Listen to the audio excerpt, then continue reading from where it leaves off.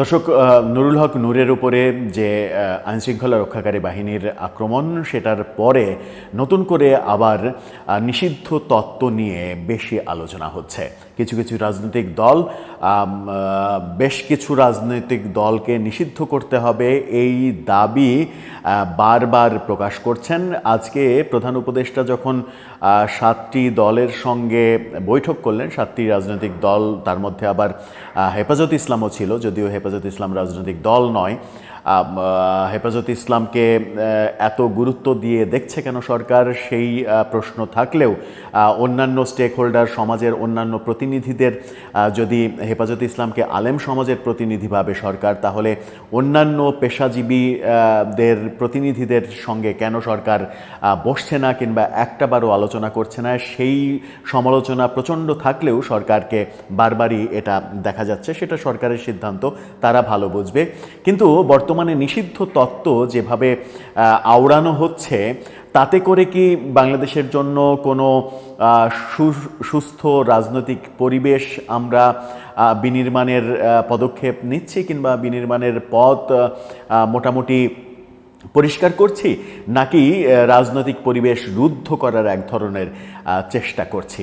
বিগত সরকারের উপরে সবথেকে বেশি যে সমালোচনাটা ছিল সেটা হচ্ছে যে বিরোধী দলকে নানা রকমের দমন পীড়ন করা, বিরোধী দলকে বাদ দিয়ে নির্বাচন করা, একপাক্ষিক নির্বাচন করা। সবথেকে বেশি সমালোচনার জায়গাটা কিন্তু এটা, এবং রাজনৈতিকভাবে সরকারের ব্যর্থতার জায়গাটা কিন্তু এটাই। এছাড়া সরকার চালাতে গিয়ে সরকারের বিভিন্ন এমপি মন্ত্রী দুর্নীতির সঙ্গে জড়িয়েছেন। এটা বাংলাদেশের চিরাচরিত ব্যাপার। যখন শেখ হাসিনার সরকারকে আমরা সেই দুর্নীতির দায়ে দোষী করছি, সমালোচনা করছি, তখন মাত্র গত 1 বছরেই যারা আমরা ভালো ভালো কথা বলছি, ভালো ভালো স্বপ্নের কথা বলছি, তাদেরকেও আমরা দুর্নীতির সঙ্গে জড়িয়ে পড়তে দেখেছি। সুতরাং দুর্নীতি আমাদের দেশে একটা মোটামুটি ভাইরাস আকার ধারণ করেছে, সেখান থেকে বেরিয়ে আসা খুব একটা সহজ ব্যাপার নয়। কিন্তু এই যে রাজনীতিতে নিষিদ্ধ তত্ত্ব প্রতিষ্ঠিত করার চেষ্টা হচ্ছে, এতে করে আমরা কোন দিকে যাচ্ছি? এখন যে জাতীয় পার্টিকে এবং 14 দলকে নিষিদ্ধ করার দাবি উঠছে, তাতে করে আমরা কোন দিকে যাচ্ছি সেটা একটু বুঝে ওঠার চেষ্টা করবে এই ভিডিওতে। থাকবেন পলিটিক্স টিভির নিয়মিত আয়োজনে।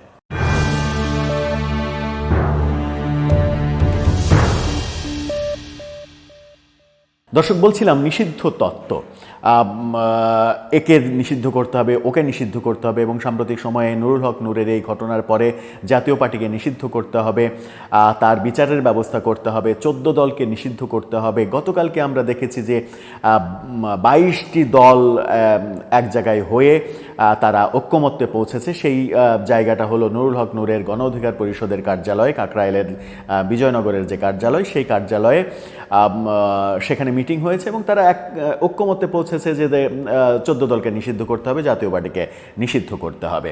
তার মানে নিষিদ্ধ তত্ত্ব প্রতিষ্ঠিত করা হচ্ছে সমাজে।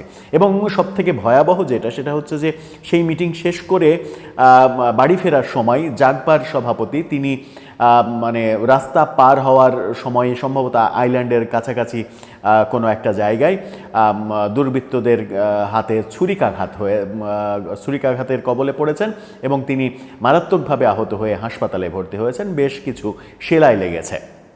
এই যে আক্রমণ, এই আক্রমণ কিসের ইঙ্গিত দেয়? এই আক্রমণ ইঙ্গিত দেয় যে মানে বাংলাদেশের রাজনৈতিক পরিস্থিতি অস্থিরতার দিকে যাচ্ছে।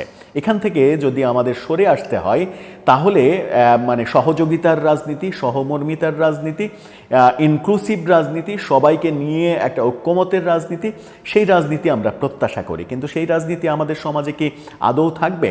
আওয়ামী লীগ তার যে বিরোধী শক্তি বিএনপি এবং জামাত সহ বেশ কিছু রাজনৈতিক দলকে একপেশে করে রেখেছিল। শুধুমাত্র আওয়ামী লীগ 14 দল কেন্দ্রিক মানে রাজনীতি করে গেছে রাজনীতির ময়দানে। তার মানে হচ্ছে যে আর জাতীয় পার্টিকে কাছে রেখেছিল।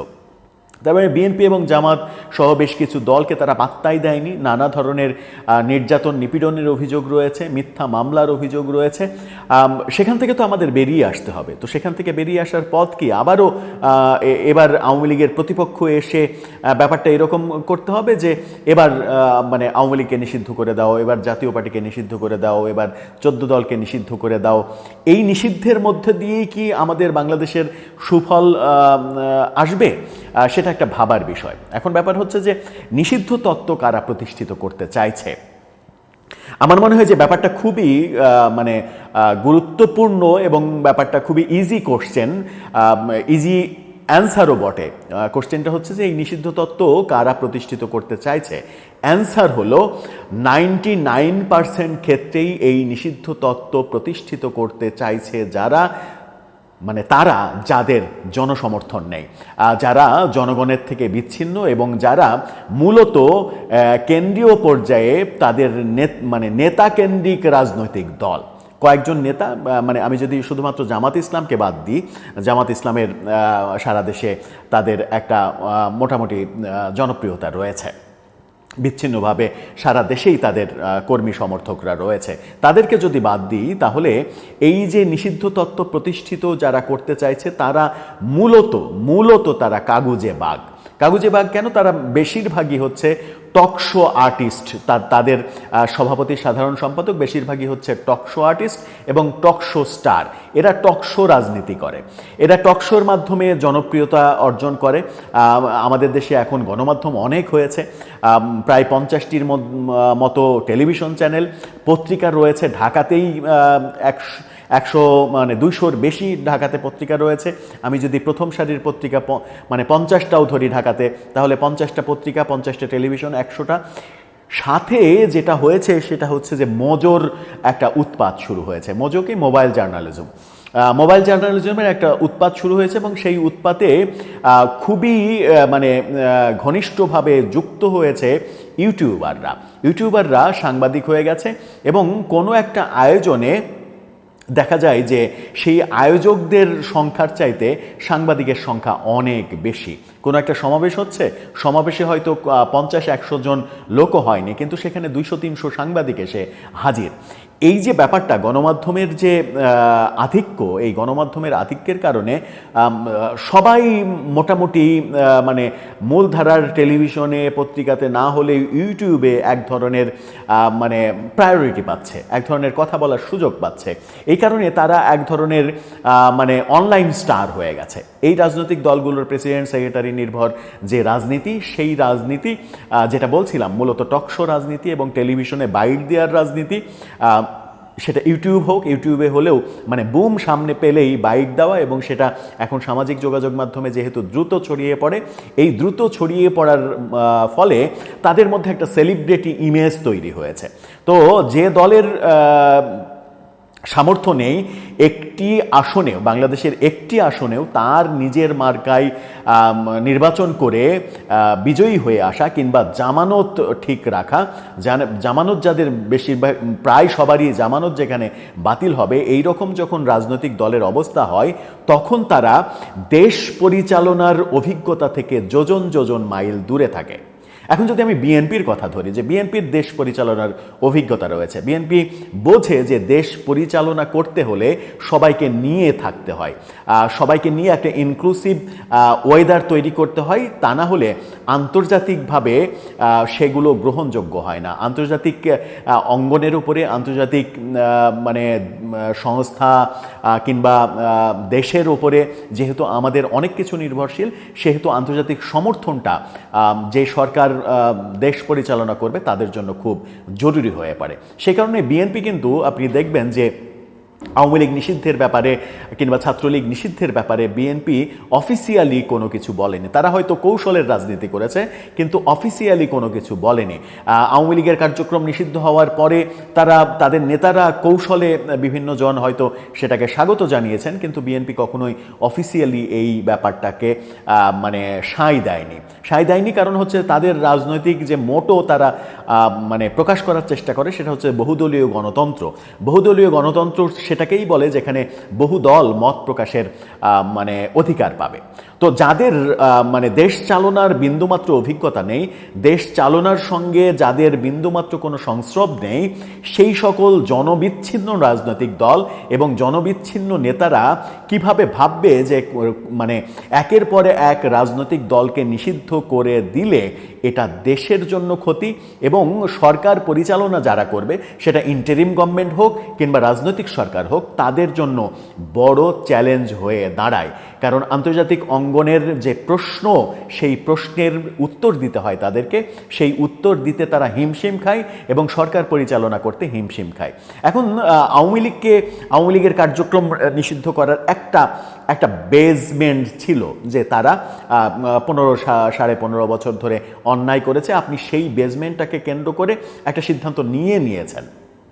সেই সিদ্ধান্ত নিয়ে সেটাকে টিকাতেই যখন আপনি হিমশিম খাচ্ছেন, তখন জাতীয় পার্টিকে আবার নিষিদ্ধ করা, 14টা দলকে আবার নিষিদ্ধ করা, এই কার্যক্রম যদি সরকার নেয় তাহলে সরকার কি আন্তর্জাতিকভাবে টিকে থাকতে পারবে?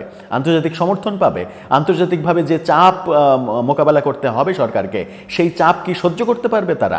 কিংবা এর পরবর্তীতে এই নিষিদ্ধ ধরে নেওয়া যাক তর্কের খাতিরে যে জাতীয় পার্টিকে নিষিদ্ধ করে দেয়া হলো, কিংবা 14 দলকে সবাইকে নিষিদ্ধ করে দেয়া হলো, তাদেরকে নির্বাচন করতে দেয়া হলো না, দেশের প্রায় 50% জনগোষ্ঠীকে বাইরে রেখে একটা নির্বাচন হলো, নির্বাচনে বিএনপি ক্ষমতায় আসলো, বিএনপি সরকার পরিচালনা যখন করতে শুরু করবে, তখন যদি আন্তর্জাতিক অঙ্গনে এই নির্বাচনটাকে কেন্দ্র করে কিংবা এই রাজনৈতিক পরিবেশ যেখানে অর্ধেক মানুষের প্রতিনিধিত্বকারী রাজনৈতিক দল নিষিদ্ধ, তাদেরকে জোর করে নিষিদ্ধ করে রাখা হয়েছে, সেই প্রশ্নের উত্তর কিভাবে দেবে বিএনপি?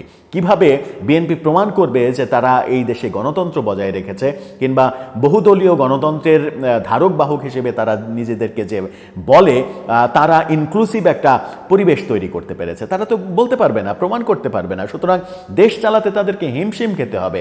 এখন দেশ যারা চালায়নি, কিংবা দেশ যারা চালানোর যোগ্যতা রাখে না, কিংবা যাদের দেশ চালানোর জনসমর্থন নেই, জনগণ যাদেরকে চেনে না, জনগণ যাদের মার্কাটা পর্যন্ত জানে না, জনগণের কাছে যারা গেলে জামানত বাজেয়াপ্ত হবে, সেই সকল দলের যে একের পর এক বক্তৃতা বিবৃতি নিষিদ্ধ করতে হবে, পরবর্তীতে যখন আপনার প্রতিপক্ষ আবার ক্ষমতায় আসবে কিংবা শক্তিধর হবে, তখন যখন আপনাদেরকে এই নিষিদ্ধ করার তত্ত্ব আবিষ্কৃত হবে যে এদেরকে, তখন যারা আমাদেরকে নিষিদ্ধ করতে চেয়েছিল এবার তাদের সবাইকে নিষিদ্ধ করে দাও, তাহলে কি বাংলাদেশে এই নিষিদ্ধ পাল্টাপাল্টি নিষিদ্ধের রাজনীতি চলবে? নিষিদ্ধের আবহাওয়া চলবে? বাংলাদেশকে অল টাইম এই 50% জনগোষ্ঠীর প্রতিনিধিত্ব নিয়ে সরকার চলবে, কিংবা বাংলাদেশের সরকার সেই প্রতিনিধিত্ব নিয়ে আন্তর্জাতিক অঙ্গনে ফাইট করবে? এটা তো হতে পারে না। এটা একেবারেই নিছক শিশু শ্রেণীর ছাত্রদেরও বোঝা উচিত যে এই ধরনের পরিবেশ করলে, এই ধরনের বিভাজনের পরিবেশ রাজনীতিতে করলে সেখানে গণতন্ত্র বাধাগ্রস্ত হয়, গণতন্ত্র বিতর্কিত হয়, ইনক্লুসিভ পরিবেশ লঙ্ঘিত হয় এবং সরকার জবাবদিহি করতে বাধ্য হয় আন্তর্জাতিক অঙ্গনে। দেশে তো অবশ্যই আন্তর্জাতিক অঙ্গনে জবাবদিহি করতে বাধ্য হয়। দেশের বিনিয়োগ কমতে শুরু করে, অর্থনীতির ওপরে এর প্রভাব পড়ে, আন্তর্জাতিক সহযোগিতা কমে আসে। এই ব্যাপারগুলো যদি রাজনীতি যারা করেন, সেই সকল বোদ্ধা টকশো স্টারদের মগজের মধ্যে যদি এই ব্যাপারগুলো না ঢোকে, তাহলে তো বড় মুশকিল, তাহলে তো এই দেশে কখনোই ইনক্লুসিভ পরিবেশ আসবে না। এখন আপনি বলতে পারেন যে ইনক্লুসিভ মানে কি আওয়ামী লীগকে পাত্তা দেওয়া, আওয়ামী লীগকে সুযোগ দেওয়া, আওয়ামী লীগের পুনর্বাসন করা? না, এখানে আলোচনার ব্যাপার আওয়ামী লীগ নয়। এখানে আলোচনার ব্যাপার যেটা হচ্ছে যে যারা দোষ করেছে তাদের আপনাকে শাস্তি দিতে হবে, শাস্তি দিয়ে প্রমাণ করতে হবে যে এই সমাজে অপরাধ করে কেউ কখনো পার পায় না, তাদেরকে শাস্তি দিতে হবে। সেটা ব্যক্তির দোষ, ব্যক্তি যেভাবে রাষ্ট্রকে প্রভাবিত করার চেষ্টা করেছে, দুর্নীতি করে, স্বজনপ্রীতি করে, এটা করে ওটা করে, ব্যক্তি যারা দোষী তাদেরকে দোষ দিতে হবে। আওয়ামী লীগ তো একটা সংগঠন, এটা একটা জড় পদার্থ, এটাকে কিছু মানুষ প্রাণ দেয়, সেটা বিএনপির ক্ষেত্রে সব দলই একটা জড় পদার্থ, দল তো অপরাধ করতে পারে না। সুতরাং এই যে দলকে, জাতীয় পার্টির জিএম কাদের যদি অপরাধ করে থাকেন তাহলে তাকে শাস্তির আওতায় নিয়ে আসেন, চুন্নু যদি অপরাধ করে থাকেন তাহলে তাকে শাস্তির আওতায় নিয়ে আসেন। কিন্তু Jatiya party as a political organization কিংবা অন্যান্য যে দলগুলো রয়েছে, জাসদ ওয়ার্কার্স পার্টি সহ 14 দলের যে দলগুলো রয়েছে, তারা দল হিসেবে তো কোনো অপরাধ করেনি এবং তারা কিন্তু রাজনৈতিক কর্মকাণ্ড চালাচ্ছে। তারা রাজনৈতিক কর্মকাণ্ড চালাচ্ছে না তা নয়, হয়তো তাদের গণ্ডির মধ্যে, তাদের অফিসের অভ্যন্তরে তারা রাজনৈতিক কর্মকাণ্ড চালাচ্ছে, হয়তো তারা বাইরে আসছে না, অনুকূল পরিবেশের জন্য অপেক্ষা করছে। কারো টুটি চেপে ধরা, কারো মুখ চেপে ধরা, কারো কণ্ঠ রোধ করা, এটা কখনো গণতন্ত্র হতে পারে না, এটা গণতন্ত্রের সৌন্দর্য হতে পারে না। আপনি যে ব্যাপারটা, আমি যে ব্যাপারটার সমালোচনা করেছি, যে আগে এটা হয়নি, আগে একপেশে হয়েছে, আমাদেরকে টুটি চেপে ধরা হয়েছে, আমাদের কণ্ঠ রোধ করা হয়েছে, আমাদের রাজনীতি করার অধিকার কেড়ে নেওয়া হয়েছে, যে সমালোচনাটা আমি করছি সেই কাজটা যদি আমি আবার করি, তাহলে আমি ওই খারাপের থেকে আলাদা হলাম কি করে, আমি নতুন উদাহরণ তৈরি করলাম কিভাবে? এটা একটা বড় প্রশ্ন। যে কথা বলছিলাম, মোদ্দা কথা যেটা, সেটা হচ্ছে যে যাদের রাষ্ট্র পরিচালনার সঙ্গে বিন্দুমাত্র কোনো সংযোগ নেই, রাষ্ট্র পরিচালনা করার ক্ষমতা আগামী 100 বছরেও যাদের কাঁধে যাওয়ার কোনো সম্ভাবনা নেই, সেই সকল জনবিচ্ছিন্ন রাজনৈতিক দলের কথাই যদি দেশ আক্রান্ত হয়, যদি গণতন্ত্র ব্যাহত হয়, যদি আন্তর্জাতিক সমর্থন আমরা হারিয়ে ফেলি, আন্তর্জাতিক বিনিয়োগ যদি বাধাগ্রস্ত হয়, তাহলে এই রাজনীতিবিদ কিংবা এই রাজনৈতিক দলগুলোকে দোষারোপ করার কি অপশন নেই? কিংবা সাধারণ জনগণ, আমরা যারা দুবেলা দুমুঠো ভাত খেয়ে বেঁচে থাকতে চাই, তাদের কি কথা বলার স্কোপ নেই যে আপনারা যারা রাজনীতি করেন তারাই আদতে দেশের ভালো চান কিনা সেই সিদ্ধান্ত নিতে হবে? দর্শক, আপনার কি মনে হয় সব মিলিয়ে আমরা কোন পরিস্থিতিতে যাচ্ছি? সমাজে এই হিংসার উৎপাদন, প্রতিহিংসার উৎপাদন, যে উৎপাদনের সমালোচনাটা বিগত সরকারকে এত করে করা হয়, সেখান থেকে কি আমরা বিন্দুমাত্র মুক্ত হতে পেরেছি? কিংবা এই উৎপাদনটা কি চলতেই থাকবে? এভাবেই কি আমাদের দেশটা চলবে এবং একপাক্ষিকভাবেই চলবে? আপনার মতামত জানিয়ে লিখতে পারেন আমাদের কমেন্ট বক্সে।